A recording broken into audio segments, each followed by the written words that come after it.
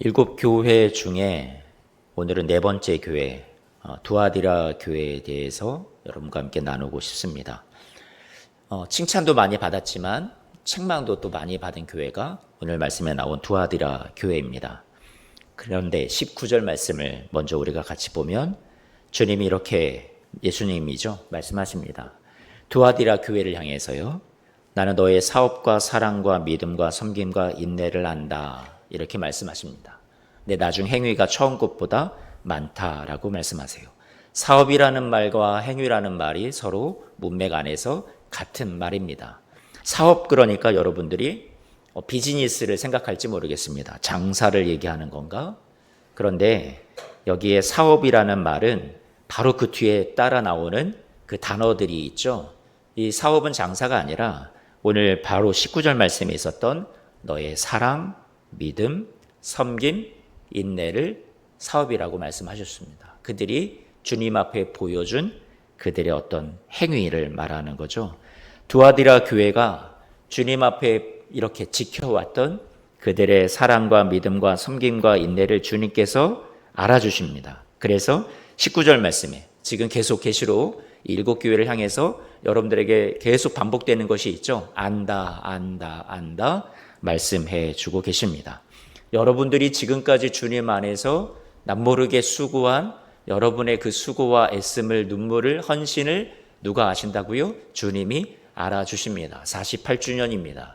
이 교회를 위해서 창립부터 지금까지, 또 이후에 교회를 등록하신 분들도 교회를 위해서, 성도를 위해서 여러분들이 애쓰시고 헌신한 여러분들의 그 귀한 땀방울을 주님께서, 눈물방울을 하나도 잊지 않고 다 아신다라고 말씀해 주시는 것 같습니다. 칭찬해 주셨어요. 그런데 오늘 말씀에서 19절에서 눈에 또 띄는 것은 나중 행위가 처음보다 더 많다라고 얘기해 주십니다. 이거 참 귀한 것 같습니다. 우리가 어떤 신앙생활을 할 때 성경을 읽다가도, 아니면 예배를 드리다가도, 기도를 하다가도 반복되는 어떤 이런 우리의 신앙의, 종교의 행위가 우리를 자칫 어떻게 만드냐면 지루하게 만들 때가 있습니다. 반복적으로, 습관적으로 만드는 거죠. 그러다 보면 우리 안에는 이러한 것들이 따분해지고 지루해지면서 우리가 이전보다 더 나아진 모습으로 나아가기보다는 더 형편없는 모습으로 우리의 신앙생활이 그렇게 진전될 때가 많이 있는 것 같습니다. 그런데 오늘 주님께서 이 두아디라 교회를 향해서는 이전보다 나중이 더 낫다라고 해 주신다라는 거죠. 저는 대단한 것 같습니다. 주님을 향한 사랑일 수도 있고 이웃을 향한 사랑일 수 있겠습니다. 그런데 그 사랑이 이전보다 더 낫다라는 거예요. 믿음을 지키는 것이, 끝까지 이러한 믿음을, 주님을 붙잡는 그 믿음이 여러분 이전보다 더 낫다라고 얘기를 해주고 있습니다. 이웃과 세상과 교회를 위한 섬김, 봉사의 삶이겠죠. 그것이 더 낫다라고 얘기해 줍니다. 고난이 있어요. 문제가 있는데 그 가운데서도 주님을 생각하면서, 또는 주님의 고난을 생각하면서 참고 견디는 것이 이전보다 더 낫다라고 얘기해 주십니다. 그런데 그것을 주님이 또 잘 아신다고 말씀해 주십니다. 예수님이 이 교회를 진단하면서 보시는 것이, 초점이 어디에 있는지를 한번 눈여겨봤으면 좋겠습니다. 예수님이 보시는 것은 어떤 교인 수가 아닌 것 같아요. 얼마나 대단한 재정을 가졌느냐도 아닙니다. 규모가 아닌 것 같습니다. 어떤 주님을 향한 봉사의 크기, 어떤 위대한 업적, 그런 것을 주님께서 눈여겨보시는 것 같지 않습니다. 주님이 오늘날 저와 여러분들을 향해서 집중적으로 우리를 인정하시고 눈여겨보시는 것이 있다면, 주님이 마지막에 여러분들 주님 앞에 서서 주님이 여러분들에게 물으실 것이 있다면 아마 이런 것들을 물으시지 않을까요? 나를 끝까지 믿는 그 믿음, 얼마나 많이 성도들을, 주님을 사랑하며 살아왔는가, 그리고 얼마나 어려움 속에서, 고난 속에서 인내하며 살아왔는가, 이웃을, 또 세상을, 교회의 성도들을 얼마나 섬기면서 살아왔는가. 여러분, 이것을 주님께서 저와 여러분들에게 눈여겨보시고 그것을 건강한 교회로 인정해 주시지 않을까 생각을 합니다. 그걸 가치 있게 보시는 거죠.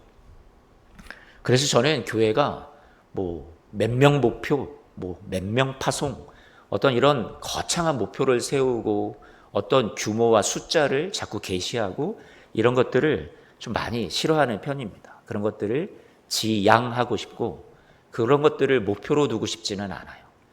그런 것들이 목표가 되기보다 주님께서는 어떤 겉으로 드러나는 숫자에 그렇게 관심이 없으십니다.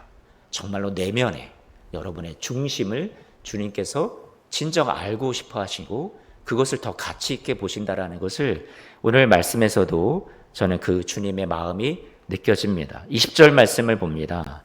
20절 말씀을 보니까 그런데 이 칭찬받았던 두아디라 교회도 책망할 것이 있었나 봅니다. 신앙은 균형인 것 같아요. 무언가 잘하는 것이 있는데 또 부족한 것이 있죠. 그럼 주님께서 원하시는 것은 앞으로도 우리가 일곱 교회를 향한 모든 말씀을 다 살펴보면 결국은 주님이 원하시는 것은 무엇이냐면 신앙의 균형입니다. 균형. 우리가 한쪽으로 치우칠 수 없어요. 무언가는 또 잘할 수 있어요. 그런데 또 반대면에 우리가 놓치고 있는 부분들이 있다면 주님은 그것이 안타까워서 저와 여러분들에게 이것도 우리에게 잘했으면 좋겠다고 간곡하게 부탁하신다라는 거죠. 안타까운 마음을 갖고 있습니다. 여러분의 신앙도 아마 그럴 거라 생각이 됩니다. 주님께 칭찬받을 부분들이 분명히 있어요. 그런데 또 책망받을 부분도 여러분 안에 분명히 있습니다. 지난번 버가모 교회를 향해서 칭찬과 책망이 동시에 나왔던 것처럼 주님께서 그런 교회를 무작정 버리시는 것이 아니라 그들을 깨끗하게 하시고 또 가지를 쳐내시면서 여러분들을 더 열매 맺는 가지로 만들어가기를 원하시는 여러분 주님의 애씀이 지난주 말씀에 있었었죠. 오늘도 마찬가지예요. 주님께서 여러분들을 더 균형 있는 성도로 만들어가기를 원하시는 마음이 오늘 본문에도 담겨져 있습니다. 그러나 내게 20절 말씀에 책망할 것이 있는데 자칭 선지자라 하는 여자 이세벨을 내가 용납했다라고 얘기합니다. 그 이세벨이라는 사람이 행한 일은 뭐냐면 이 교회 내에 있는 어떤 종들을 교회의 사람들을 가르쳐서 꿰어서 행음하게 하고 우상의 제물을 먹게 했다라고 얘기하는 거죠. 대체 무슨 일이 있었던 걸까요? 두아디라라는 그런 도시에 대해서 먼저 다시 말씀을 드려보고 싶습니다. 이 두아디라라는 그런 도시는 제우스의 아들 아폴로, 태양신이라고 하죠. 그를 도시의 수호신으로 삼았던 대표적인 도시였습니다. 두아디라라는 곳이 그런 곳이었어요. 또 로마 황제가 자신을 가리켜서 나는 신의 아들이다 이렇게 표현하기도 했고 어떤 고대의 문서를 보면 이 로마의 황제가 자신을 아폴로의 후손이다. 그러니까 신의 아들이죠. 아폴로가 제우스의 아들이니까 자신을 신격화하는데 사용을 했습니다.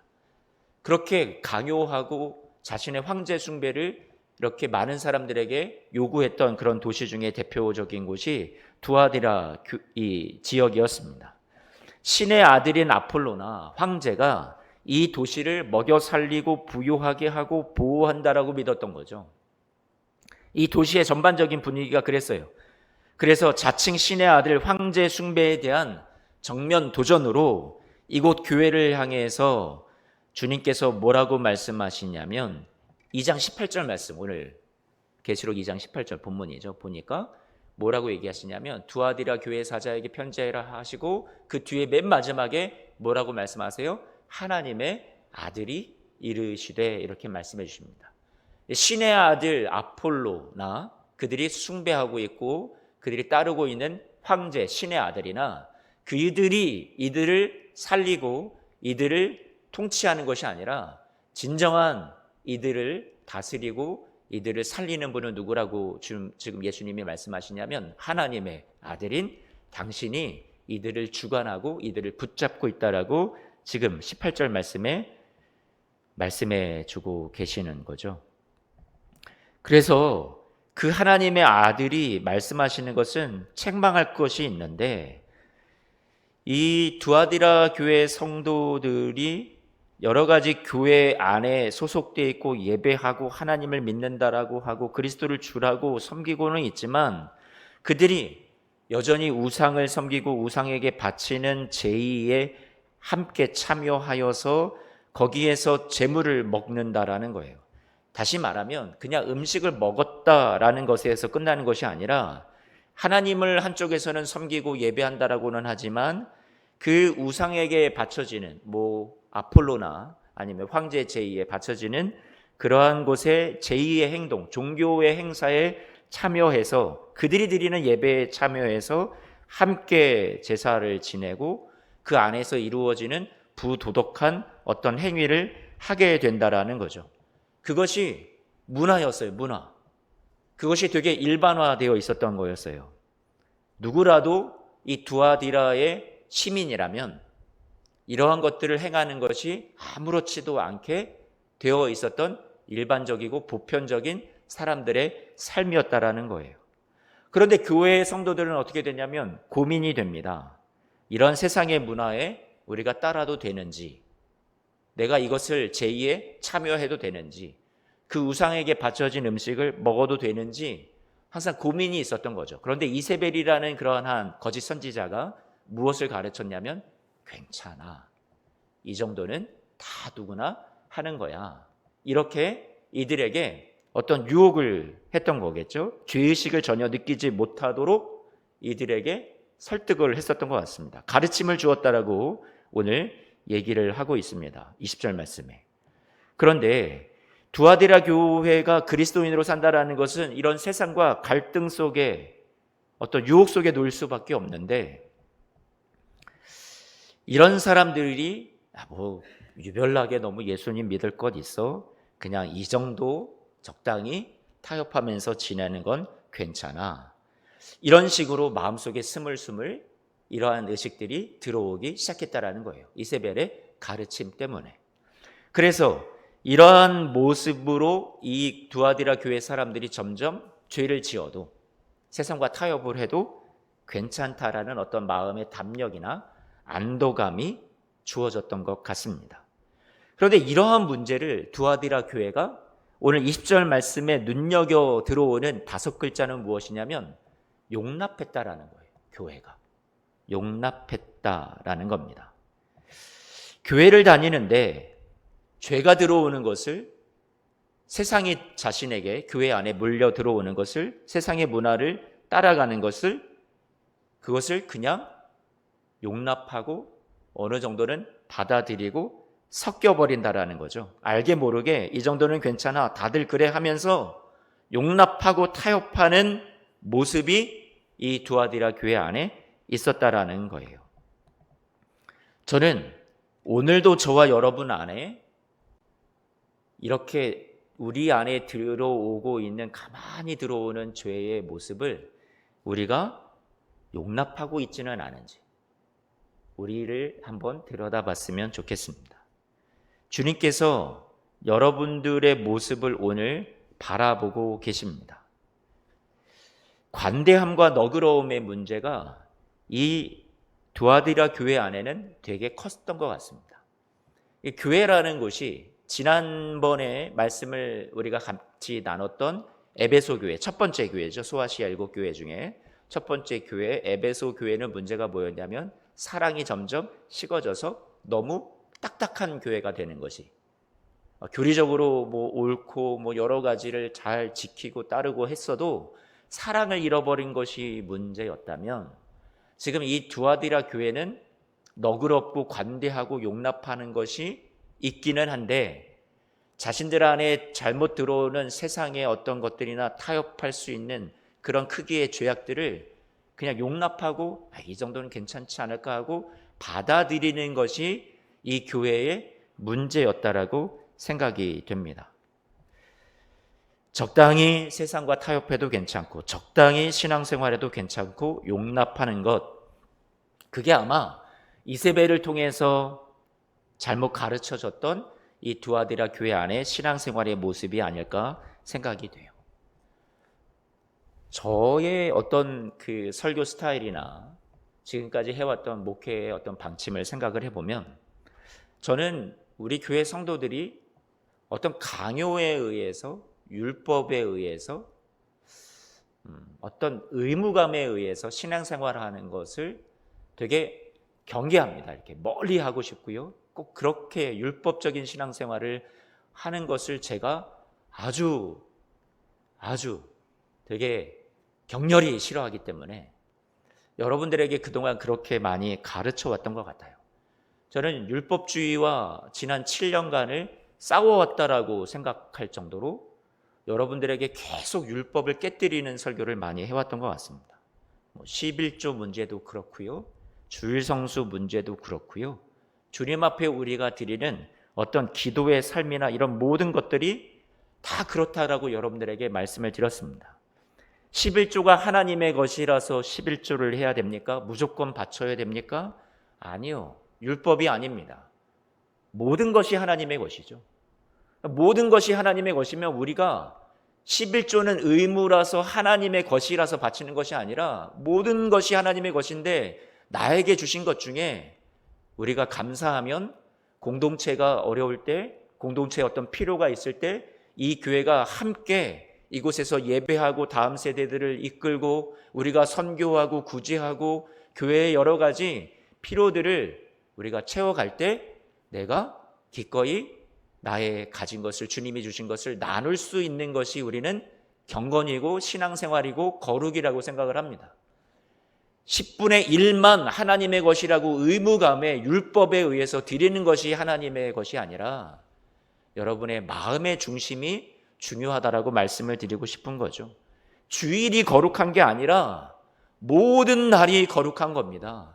그래서 우리가 주일 성수를 지키고 주일날 와서 예배하는 것만이 중요한 것이 아니라 주님은 이 예배를 드렸느냐 안 드렸느냐를 보시는 것이 아니라 여러분의 하루하루의 일상의 삶이 주님 앞에 예배자로 살아가고 있는가를 더 눈여겨 보신다라는 거죠. 주중의 예배, 주일 예배, 기도회만 거룩한 게 아니라 여러분의 삶 전체가 거룩한 겁니다. 저는 사역자들도 자유롭게 사역하는 것을 좋아합니다. 제가 잔소리하고 무엇을 잘못했다고 야단을 치고 하는 것보다 이들이 주님 안에서 능동적으로, 자발적으로, 창의적으로 내가 이런 것들을 감당해야지 하면서 주님 앞에, 성도와 교회 앞에, 주님 앞에 부끄럽지 않게끔 그렇게 자신을 하나님 앞에 더 달려갈 수 있는 모습으로 살아가는 것이 사역자들의 삶이 되어야 된다고 생각을 합니다. 성도들의 삶이 어떤 목사의 강요에 의해서 제발 나와주세요 하는 것에 의해서 어떤 기도회에 참석하고 예배를 참석한다면 여러분 이건 인격적인 전인적인 주님과의 관계가 아닙니다. 그렇지 않나요? 누군가 떠밀어야 예배한다면, 기도한다면, 봉사한다면 이것은 정말로 주님께서 기뻐하시는 삶은 아니라고 생각이 됩니다. 주님께서 원하시는 것은 여러분 안에 주님과의 인격적인 관계에서 주님으로부터 받은 은혜가 너무 많아서, 제가 율법을 설교하기보다 자꾸 주님의 사랑을 설교하는 것은 여러분들에게 이게 동기가 되었으면 하는 거예요. 주님의 은총이 너무 커서 내가 이렇게 사랑을 받는구나. 나는 자격이 없는데, 나는 너무 부끄러운데, 그러면 그 부끄러운 마음이 더 한없이 들어서 주님의 은혜가 폭포수와 같이 나에게 다시 임할 때 여러분들이 움직였으면 좋겠다 싶어서 항상 이런 설교를 많이 합니다. 그런데 오히려 때로는 이런 생각이 듭니다. 이런 게 독이 되지는 않을까. 대충 적당히 해도 은혜의 주님인데 주님이 다 알아서 해주시고 도와주신다고, 승리 주신다고 하는데 철저하고 엄격했던 분들이 하나님 앞에서 부끄러움 없이 자유하며 신앙생활을 했으면 좋겠다라고 말하는 것을 그저 편안하게 아무것도 안 하고 살아도 된다고 그렇게 받아들이는, 또 그렇게 들리는 것, 이것이 저는 문제가 아닐까 생각도 해봅니다. 쉬지 말고 기도하라는 말씀은 삶이 기도여야 한다라는 얘기입니다.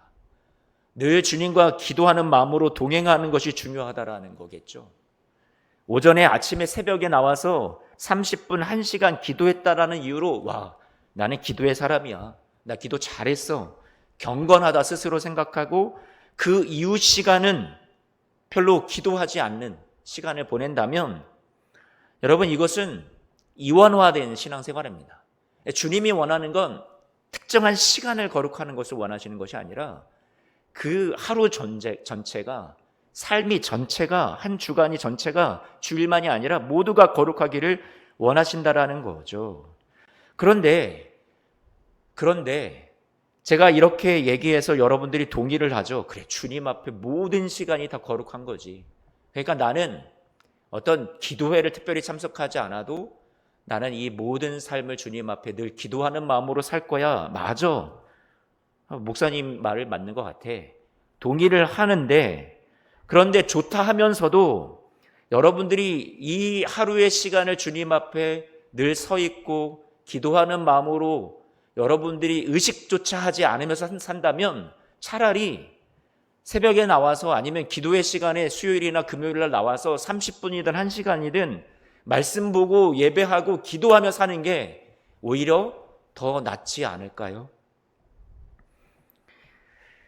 두아디라 교회가 가진 문제가 저는 이러한 문제였다고 생각이 됩니다. 오늘날 여러분들에게 이 두아디라 교회의 문제처럼 여러분들이 막 나가서 뭐 우상을 숭배하고 나가서 뭐 절을 하고 어떤 여러분들이 그런 제의에 참여하는 게 아니니까.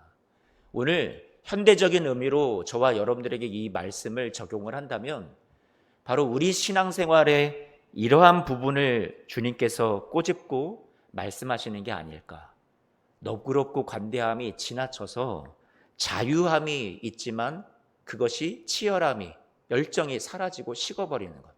코로나를 지나면서 여러분 안에 이것이 증명되지 않았을까요? 코로나를 지나면서 우리는 편안한 것이 더 좋아지지 않았나요? 예배의 이 자리에 오프라인에 모여서 같이 성도들의 얼굴을 보고 같이 뜨겁게 예배하는 것보다는 때로는 그냥 편안하게 앉아서 그냥 화면을 통해서 보고 우리가 신앙생활의 어떤 태만함이, 게으름이 우리 안에 어느샌가 자리 잡고 있지는 않은가요? 관대함이 있지만 철저함이 사라져 버린 거죠. 하나님 앞에서 우리가 이러한 부분들이 있다면 오늘 두아디라 교회를 향해서 주시는 주님의 음성 앞에 자신을 돌아봤으면 좋겠다라는 거예요.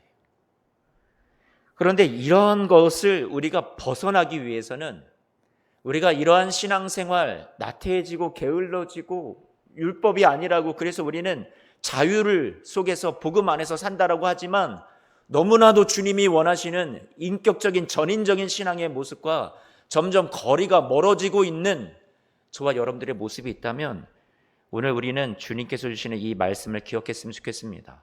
우리는 하나님의 임재 앞에서 살아간다라는 것을 절대 놓치지 않았으면 좋겠어요. 그래서 오늘 18절 말씀에 예수님께서 이렇게 말씀하시죠.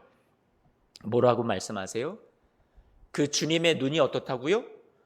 불꽃 같다라고 말씀하십니다. 저와 여러분들이 적당히 살아가는 이유는 뭐라고 생각이 되냐면 이 주님의 눈을 인식하지 않는 것 같습니다. 의식하지 않는 것 같아요. 주님의 불꽃 같은 눈앞에 내가 항상 있다라고 생각이 된다면 아마 우리는 이렇게 나태하게 신앙생활하지 않을 것 같습니다. 주님께서 기뻐하지 않는 모습이 저와 여러분에게 타협하는 모습이 적당히 관대하게 나를 봐주고 은근슬쩍 넘어가는 그런 모습들이 분명히 우리 안에 있는데 교회 안에 주님께서 기뻐하지 않는 여러분 안에 하나 되지 못하는 모습과 이 교회를 진정한 마음으로 여러분들이 함께 기도하며 사랑하며 섬기며 우리가 살아가는 신앙생활이 되지 못하는 우리의 연약한 모습들은 내가 주님 앞에 서 있다라는 불꽃 같은 눈으로 우리를 바라보시는 그 주님 앞에 있다라는 것을 인식한다면 우리는 아마 바뀔 거라 생각이 됩니다. 그런데 우리가 세월이 지나도 십수년, 수십 년 신앙생활을 해도 우리가 바뀌지 않는 것은 불꽃 같은 눈으로 우리를 바라보시고 심판하시는 그 주님을 우리가 외면하고 있다라고 등한시하고 있다는 생각이 듭니다. 23절 말씀입니다. 23절 말씀에 그 불꽃 같은 눈으로 주님이 뭐라고 말씀하시냐면 나는 사람의 뜻과 마음을 어떻게 한다고요? 살피는 자라라고 말씀하고 있습니다. 공항에 가면 엑스레이 검색대가 있고 거기에 가방 안에 있는 거 다 올려놓습니다. 숨김없이 다 드러나죠. 저도 지난번에 남아공 선교를 갈 때 거기다가 제가 치약인가요? 가방 안에 요만한 거 작은 거를 넣어놨는데 그것도 걸리더라고요. 다 드러나는 거죠. 여러분, 주님께서 여러분을 다 살피신대요. 중심을 살피신대요. 마음의 동기를 살피신대요. 여러분이 어떤 마음으로 여러분들이 신앙생활을 하고 있는지를 주님은 다 보고 계신대요. 저는 이 시간에 주님 앞에 여러분들이 영적으로 이 검색대를 통과됐으면 좋겠어요. 그래서 드러났으면 좋겠어요. 여러분이 무엇이 부족한지, 무엇을 타협하며 살고 있는지, 혹시라도 내가 내 자신을 합리화하면서 게을러지고 나태해지는 신앙생활이 있는 건 무엇인지, 기도하지 못하면서도 그런 나의 모습을 삶이 기도라는 말로 희석하고 합리화하지는 않는지, 율법이 중요한 게 아니라 하면서 여러분들이 마땅히 주님 앞에 우리가 지켜야 하는 책임과 도의를 다하지 않고 교회를 향해서, 성도를 향해서 우리가 행해야 되는 우리의 여러 삶의 모습들을 우리가 실천하고 있지 않는 우리의 모습이 있지는 않은지 여러분 자신을 좀 돌아봤으면 좋겠습니다. 오늘 이 본문 말씀에서 두아디라 교회를 향해서 주님이 말씀하시는 것은 행위의 문제가 아니라 마음의 문제고 동기의 문제고 중심의 문제란 말이에요. 겉보기에는 다 신앙생활을 잘해 보일 수 있어요. 번지르해 볼 수 있단 말이에요. 오늘 이 두아디라 교회도 주님 앞에 그들의 사업, 행위 이런 것들은 좋아 보일 수 있었어요. 하지만 여러분, 피상적인 것도 중요하지만 그들 안에 있는 중심을 주님께서 계속 말씀하십니다. 타협을 관대함이라 할 수 없고요. 방종을 자유함이라고 볼 수 없습니다. 오늘 여러분들은 주님 앞에 이 불꽃 같은 눈앞에 서 있는가를 자신을 들여다 보았으면 좋겠어요. 그래서 23절 말씀에 내가 너희 각 사람의 행위대로 갚아주리라 라고 말씀합니다. 22절과 23절 말씀에 무서운 얘기가 나오죠. 회개하지 않으면 환난 가운데 던진다. 앞에 22절에 그 이세벨이라는 자는 침상에 던진다. 침상은 알아눕는 것을 의미하겠죠. 그렇죠? 병들거나 알아눕거나. 그리고 22절에 환난 가운데 던져지는 것은 그 이세벨의 가르침으로 인해서 이렇게 자유를 가지고 방종으로 태만하고 아니면 타협하고, 그런데 주님이 회개할 기회를 주는데도 자꾸 회개하지 않으면서 살아가는 것에 대해서 주님은 그들을 징계하십니다. 상징적인 내용이에요. 되게 이 말이 상징적인 의미입니다. 23절 말씀에 사망으로 그의 자녀를 죽이리니 무섭죠? 행위대로 갚아준다. 다 주님께서 무엇을 말씀하시는 거냐면 구체적이고 실제적인 어떤 그런 실제 어떻게 이런 것들이 심판으로 주어졌는지를 우리는 다 알 수 없습니다. 하지만 지금 이 말씀을 하시는 주님의 마음은 불꽃 같은 눈으로 우리의 마음을, 생각을, 신앙생활을 바라보시면서 주님은 자기 백성을 정화하고 싶다라고 말씀하시는 거예요. 교회를 깨끗하게 하고 싶다라고 말씀하고 계십니다. 그런 강력한 당신의 의지의 표현을 오늘 말씀해 주고 계신 거예요. 여러분들을 지옥 보내겠다 말씀하시는 것이 아니라 나는 너희를 깨끗하게 정화시키고 싶다. 여러분의 신앙을 일깨우고 싶다. 돌이키게 하고 싶다. 회개하게 하고 싶다. 진짜 제대로 된 그 중심의 신앙생활을 하게 하고 싶다라고 주님이 말씀하신다라는 거죠.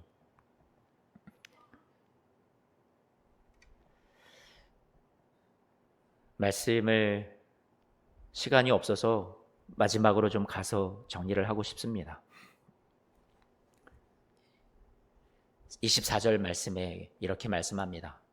다른 짐으로 너희에게 지울 것이 없다 하십니다. 두아디라에 이렇게 신앙생활을 하면서 세상과 타협하고 어느덧 관대함과 용납함이라는 이유로 이런 주님이 기뻐하시지 않는 모습이 자신 안에 막 들어오는데, 어쨌든 이런 것들로부터 계속해서 이겨내고 극복하려고 하는 그 교회, 두아디라 교회를 향해 주님께서는 24절 다시 좀 띄워주세요. 다른 짐으로 너희에게 지울 것이 없다 하십니다. 이들은 상당히 짐이 무겁다는 것을 주님이 아세요. 이 두아디라라는 지역의 성도로서 살아간다는 것이 얼마나 어렵다는 것을 주님이 아십니다.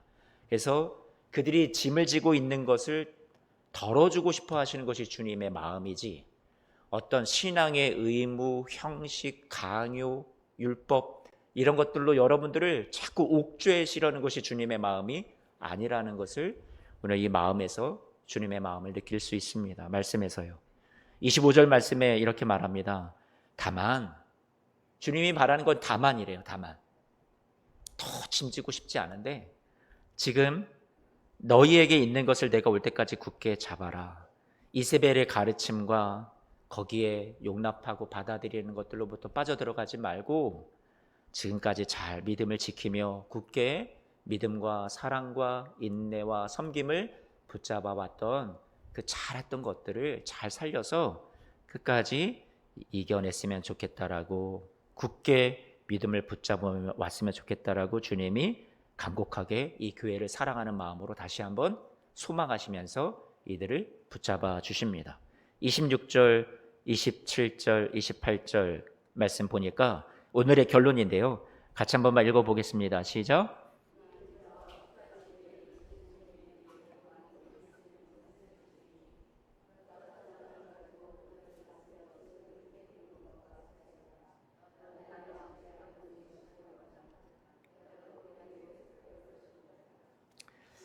이 말씀을 결론인데 두 가지로 요약을 하자면, 아버지께 받은 예수님이 받은 것이 두 가지가 있는데, 권세, 만국을 다스리는 권세와 새벽별을 말씀하십니다. 그럼 이 두 가지를 누구에게 주겠다 하시냐면 우리 두아디라 교회 성도들에게, 그들을 이기는 자로 만들어서 주겠다 하세요. 새벽별이라는 건 뭘까요? 새벽별을 주리라 28절 말씀에, 새벽별은 계시록 22장 말씀을 보니까 16절 말씀 한번 좀 띄워주세요. 뭐라고 말씀하시냐면 계시록 22장 16절에 이렇게 말씀합니다. 22장 16절인데 제가 잘못 들었나 봐요. 22장 16절에 이렇게 말씀합니다. 나는 곧 광명한 새벽별이다 라고 말씀합니다. 예수님께서. 그러니까 여러분, 새벽별을 주겠다라는 건 누굴 주겠다라는 거예요? 예수님이 자신을 주겠다라고 말씀하시는 거죠. 그렇죠? 예수님이 자신을 주시겠다 말씀합니다. 여러분, 사람이 거두는 영적인 승리가 아니라 주님이 자신을 주시는 선물로 오늘 이 말씀의 결론이 우리에게 주어집니다. 교회에게 주어집니다. 우리는 내가 열심히 믿음 생활해서 지켰어, 내가 세상과 타협하지 않았어, 그래서 내가 주님 앞에 이긴 이 승리에 대한 선물을 받을까 그렇게 기대할지 모르겠는데, 주님이 마지막에 자신을 주겠다 하세요. 우리는 아마 천국에 올라갈 때 이 세상 마지막 날에 내 것을 내밀기는 아마 부끄러울 거예요. 여러분의 명함을 내밀 수 있겠어요? 주님 앞에 내가 이렇게 살아왔습니다, 이력서를 내밀 수 있을까요? 아니요. 그때 주님이 누구를 주신다고요? 자신을 주신대요. 우리는 그 주님을 주신 것을 힘입어서 우리 하나님 아버지 앞에 어여시 당당하게 이긴 자로서 서게 될 줄로 믿습니다.